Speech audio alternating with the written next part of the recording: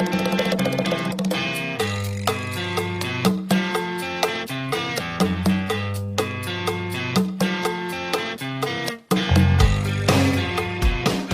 everybody, welcome back to the channel. If you're new, welcome. My name is Anthony. My trail name is Mojave. I set up this channel in 2024 to document my Pacific Crest Trail thru hike. And if you're watching the channel, you probably know I had to leave the hike early because of a major foot injury. After a series of bangs and bumps and twists and falls, my right foot became highly inflamed. I was in a lot of pain. I couldn't walk, and unfortunately, I had to leave the trail. So I was scheduled to come back last summer in 2025. I had a permit. My father had been very sick and he ended up passing last April. So needless to say, I wasn't going to hike last summer. But I'm happy to say I am back, ready to reclaim my thru hike and restart from the beginning the first week of May. If you're not familiar with the PCT, it's a 2,653-mile national scenic trail that goes from the border of Mexico and Southern California to the border of Canada and Northern Washington. If you don't know what the term thru hike means, it simply means to hike one trail continuously from start to finish in one calendar season. With all that being said, I started this channel with the hopes of creating inspiration by sharing my adventures with my family and friends. So if you want to help me inspire more people, if you want to help the channel grow, simply hit the subscribe button, give the video a thumbs up. If you have any questions or comments, feel free to leave them in the comment section below. And now let's get started. Let's talk about the gear I'll be taking with me, the clothing I'll be wearing. If you watched the first video on the channel, you probably know I like to hike as light as possible. It's more of a mindset than anything else, and I'll probably do another video on that. But for now, I'm just going to go over the items I'll be taking with me, give you all the weights, and I'll start with the clothing that I wear. From top to bottom, just a trucker hat or a baseball hat. I happen to like these Volcom hats. They look cool, so I buy them when I find them. A cheap pair of sunglasses. I don't have them on me now, but just cheap sunglasses from a gas station. I don't spend a lot of money on sunglasses because I don't wear them a lot, and I tend to lose them and break them. And as far as my clothing, I'm a big fan of the sun hoodie. Ironically, this is the cheapest sun hoodie I own. I have a bunch of them. I got this at Costco for 10 bucks. It is the most comfortable one I'm wearing, so I'm going to wear it on the hike. It's got a nice stretchy fabric to it. It's got thumb holes for layering. The fabric has a nice shine to it, so it doesn't get caught on branches easily. It dries quickly. It's very comfortable. It fits me great and has a nice hood. So this is a Maui & Sons brand, $10 sun hoodie from Costco. As far as my shorts, I like to wear running shorts when I hike. These are the Nike Challenger Dry Fit 5-inch running shorts. They have a nice comfortable liner. They're very durable, very light. They dry quickly and they don't bunch up if I put my wind pants over them. And on my feet again, the tried and true Darn Tough brand hiker sock. Darn Tough is a very popular brand because they have a lifetime warranty. So if the socks rip, you mail them in, get free socks. The hiker socks are a little taller than running socks. They're made out of 60% merino wool, which is antimicrobial. Doesn't smell, they're very comfortable, and I don't get blisters in them, and they usually last about 500 miles before the bottoms start wearing off. So I will change those out when I change my shoes. Speaking of my shoes, once again, I'm wearing the Ultra Lone Peak Trail Runner. I've been wearing these for about 7 or 8 years as a general sneaker, not only to hike in, but to go to the gym, to run, whatever. These are the Lone Peak 8. I usually buy the last year's version because they're much cheaper at the end of the year when they come out with a new line. So you usually get about 40% off. So I stacked up on them for the thru hike. And the Lone Peak to me is the perfect balance between having a low enough stack height that gives me stability as a tall person, but there's enough cushioning to prevent my feet from getting sore walking on the rocks. There are a lot of rocks on the PCT, especially in the desert. Some of them are sharp. So having enough cushion to prevent your foot from getting sore on the rocks is important. But at the same time, again, I like the lower stack height because it gives me more stability. So it's the perfect balance for me, the Ultra Lone Peak. There is a 0 drop, which means there's no height differential between the ball and the heel of the shoe. And I will be wearing a pair of custom insoles this time that I'm having made right now. I got scanned for them and fitted, so they're in production. I will have those before I start the hike. That's it for the clothing I'll be wearing on my body. My trekking poles are the Leki Kumbu Light. I think that's how you pronounce them. Aluminum poles. I got them on the trail last time after I broke a pair and lost a pair. Let's get into the real fun stuff. What's in my backpack? All right, so let's start off with the backpack itself. The backpack is a Z-Packs Sub Nero, which is a 30-liter frameless backpack made out of 100 Ultra fabric. It is seam sealed and waterproof, but I do use a pack liner, which I'll get into. It's a modular pack, meaning you could add certain features to it, like a hip belt, which I am not using because I don't like to wear a hip belt when I hike. But I did add an ice axe loop on the side of the pack for my ice axe carry in the Sierra. And on the shoulder strap, I have a Z-Packs cell phone holder.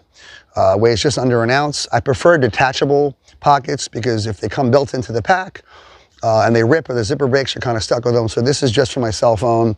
It's made out of the same material as the backpack. And I keep my phone in here, which is a Samsung Galaxy S24 Ultra that I'm using right now to shoot the video. And I'll be using it to vlog the hike and navigate the trail. I also keep a small lens cloth in the pocket to clean off the lenses of the phone and the screen. And on the back, I also have a 1/8 inch cell phone pad by Mountain Laurel Designs. It's folded up here. I'm not going to bother taking it out, but this extends to go underneath my inflatable sleeping pad at night to provide some protection, to add a little extra warmth, and it also prevents the pad from sliding around the tent.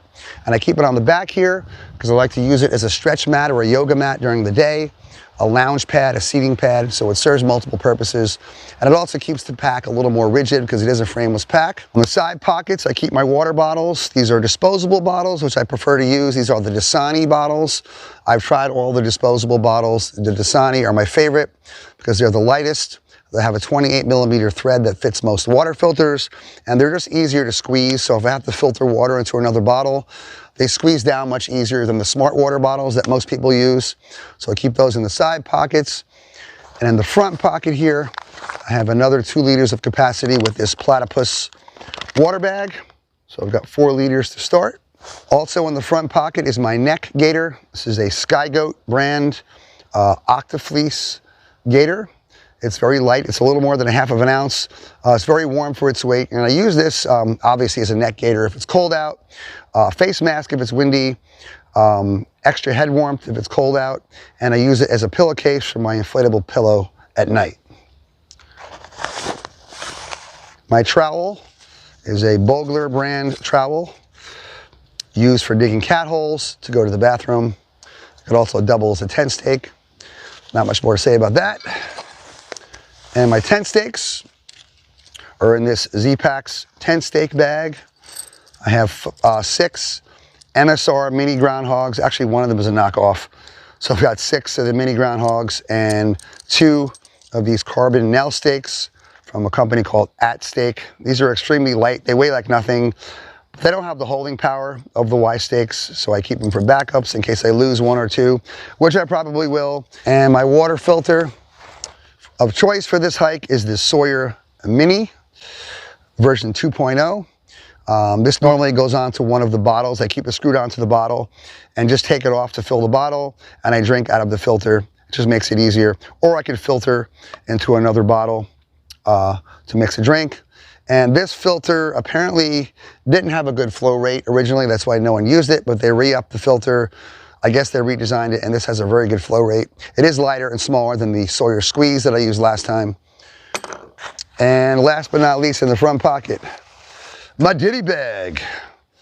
This is a DCF zipper bag I got from lightsmith.com. It weighs the same as a Ziploc, but it is more durable. So let's dig into this and see what's in the bag.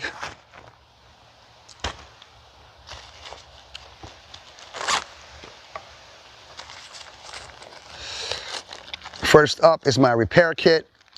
This is a repair kit for my body and my gear. And in here I have Leuco tape, KT tape, Tenacious tape for my gear, Dyneema tape for my tent, a couple of spare zippers for the bug netting on my tent, a tube of seam grip, a safety pin, some alcohol wipes, and I have some extra gaskets for my water filter because they tend to get lost. They tend to fall out. And as you probably learned from the first video, I like to cold soak. I will be taking a small disposable plastic spoon. It doesn't weigh anything. It's free. I can get another one if I lose it or break it. The reason why is I'm not taking a cold soaking kit this time. I found that when I was cold soaking I was just using the Ziploc bags that I repackaged the food in to cold soak. If you don't know what cold soaking means, it means to rehydrate the food simply by adding water rather than bringing a cook set and reheating the water or heating the water. In my opinion, it's more efficient. You can let it soak while you're hiking, or if I want to soak my breakfast, I can do that right as I wake up. That way when I break camp, it'll be ready to eat. It saves weight, it saves money. I don't have to buy cooking fuel. I don't have to carry a cook set or a lighter. And in my opinion, I just like it. I've always done it, so I keep doing it. And for emergencies only, I've got some ibuprofen and Benadryl. I don't like to take this stuff, so it is for emergencies only. A bag of melatonin for sleeping. A small toothbrush from Lightsmith.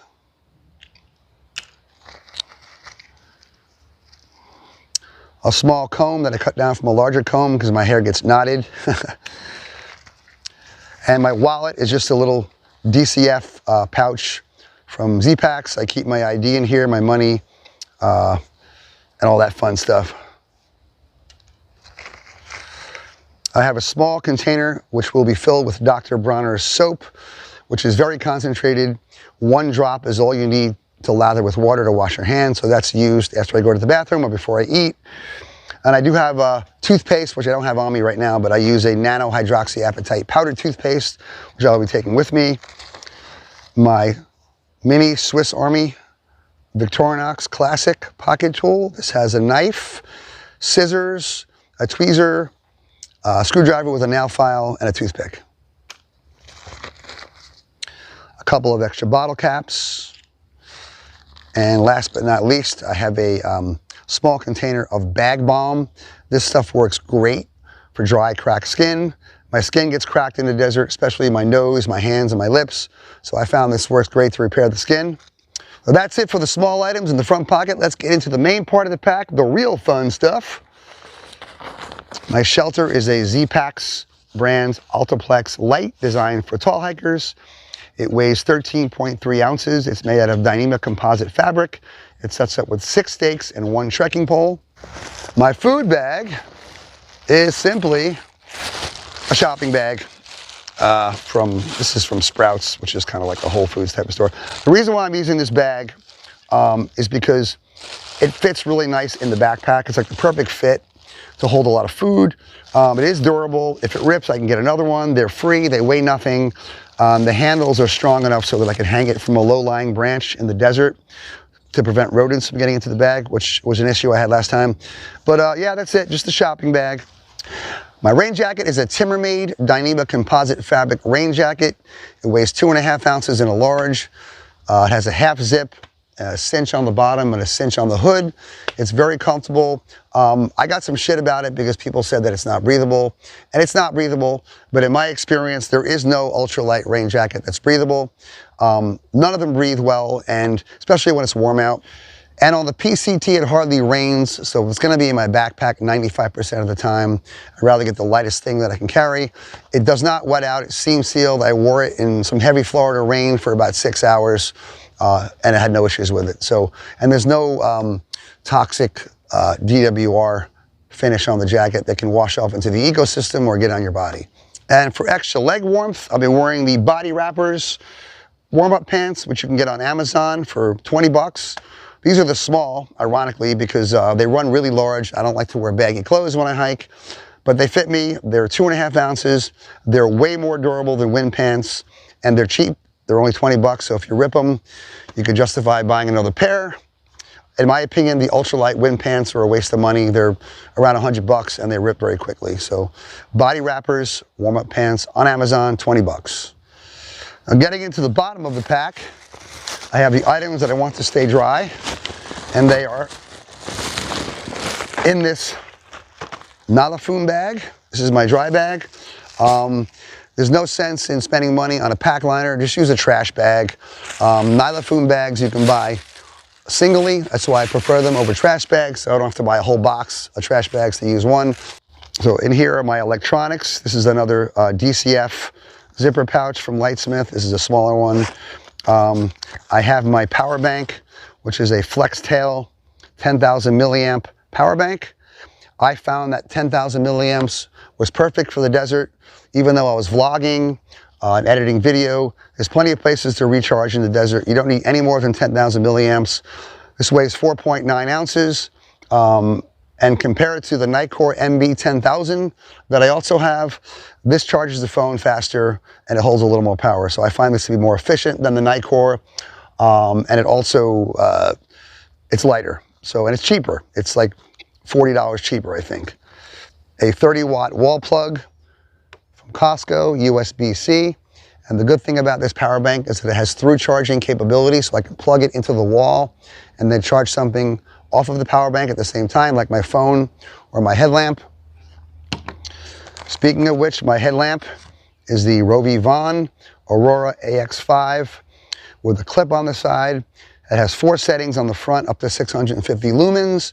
It has a few settings on the side light with a red light as well. I prefer this to a headlamp. I can clip it on my hat for nighttime hiking. It's smaller, it's lighter, and I love it. So the Rovi Von Aurora AX5 USB-C rechargeable. I've got 2 USB-C cables, a shorter one and a longer one. And last but not least, my luxury item is a Lexar 2 terabyte hard drive. It weighs 1.5 ounces. It's a USB-C hard drive. The reason why I'm using it is because last time I discovered that the GPS apps do not work if your phone is full. So I had to end up dumping a lot of footage last time. I lost several days worth of footage. I did that in the field a couple of times. And this allows me to plug it into my phone. I can drag and drop all my videos and photos onto this. And it is 2 terabytes, so I should not run out of space. But if I do, I can buy another one, and it works great. So that's the Lexar 2 terabyte hard drive. Next up is my mid layer, which is the Senchi Designs Alpha 60 fleece. This thing is awesome. It weighs 4 ounces in a large. It does keep you warm. It's very warm for its weight, but it also vents while you're hiking, so it's a very good active layer. And my puffy jacket is the Mountain Hardwear Ghost Whisperer UL. Weighs 6.7 ounces in a large. It packs down small. Very warm for its weight and very comfortable. I really would love to sleep on a closed cell foam sleeping pad, but as a side sleeper, I cannot do that. I need an inflatable pad, and my pad for this hike is the Nemo Tensor Elite. It's fairly new. It's the lightest pad you can buy. I have the short version. Ironically, I'm tall, but I sleep curled up on my back, on my side, I'm sorry. So I don't need the extra length. So the shorter version is lighter and it's easier to inflate. There's less breath involved. It weighs 7.3 ounces on my scale. And on top of the sleeping pad will be my Big Sky Dream Sleeper inflatable pillow. This thing is awesome. You can get them on Amazon for 20 bucks. Has a nice height for side sleepers. It's very light. It's 1.5 ounces and surprisingly very durable. And I always carry a dedicated pair of sleep socks. These are the Hollow Socks Alpaca running socks, just to sleep in case my feet are wet or it's cold out. You always want to have a nice pair of dry socks to go to sleep in. And last but not least, my quilt is the Western Mountaineering Ultralight 26-degree quilt. It weighs 17.5 ounces in a long. I was surprised. I thought it was going to be cold with this thing, but I never slept cold, not once. And some of the colder nights, I wore my puffy, which is to be expected. But I got it down to probably 29, 30 degrees, and I was not even close to being cold. So that surprised me. The Western Mountaineering Ultralight 26-degree quilt. All right, now for some of the items I'll be adding to the Sierra section. First are my microspikes. These are the Black Diamond Action microspikes, I believe. They're very light. Some of the lightest spikes you can get. I found them very effective. Some people use crampons, which are more aggressive. Those don't work well with trail runners. Since I use trail runners, I find these to be excellent. I had no problem traversing in the snow. I believe they have 13 spikes on each foot, and they're excellent, so I'll keep using them. Next up is my Camp Corsa brand Ice Axe. This is to help self-arrest if you should slide down a slope. I met a few hikers that did not have an ice axe, and when I asked them why, their reason was they never used one before, which is kind of a dumb reason to not carry one. It can save your life. It's not rocket science. I never used one. I had no problem with it. You can look on YouTube if you have any uncertainty about it. Learn how to carry it, learn how to deploy it. If you're really uncertain, you can take a class or whatever, but it's not hard to use, and I recommend taking an ice axe. And next up, the cross we all have to bear. no pun intended, the bear canister. This is a bear-proof container that is required in the Sierra. And if you don't have one and get caught by a ranger, it is a very hefty fine and they'll probably tear up your permit. I don't agree with that, but I want my hike to go as smooth as possible, so I will be carrying one. I'm carrying the Bear Vault brand 500, which can hold about a week of food. It weighs in excess of 2.5 pounds, so it is a little bit of a bulk to carry. I'll be attaching that bear can with a V-strap to the top of my backpack. I also got this from Z-Packs. It clips onto the pack and helps carry the bear can on top of the pack. I'll be taking a pair of gloves in the Sierra. These are Home Depot work gloves. They were $10. They have a nice grip on the inside for your trekking poles and a touch-sensitive fingertip to use your phone with. They're very light. They're like 2 ounces for the pair. So I'm going to have them in the Sierra just in case the conditions get cold. I'll be taking a bug net in the Sierra for mosquitoes. This goes over your head and it prevents mosquitoes from eating your face. This is a cheap one I got from Dick's Sporting Goods.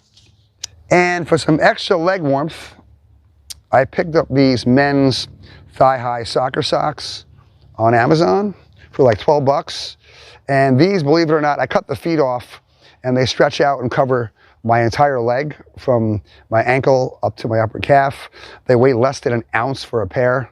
They're awesome. They're very warm. I put these under my wind pants if it's cold out at night or if I need to hike in the cold.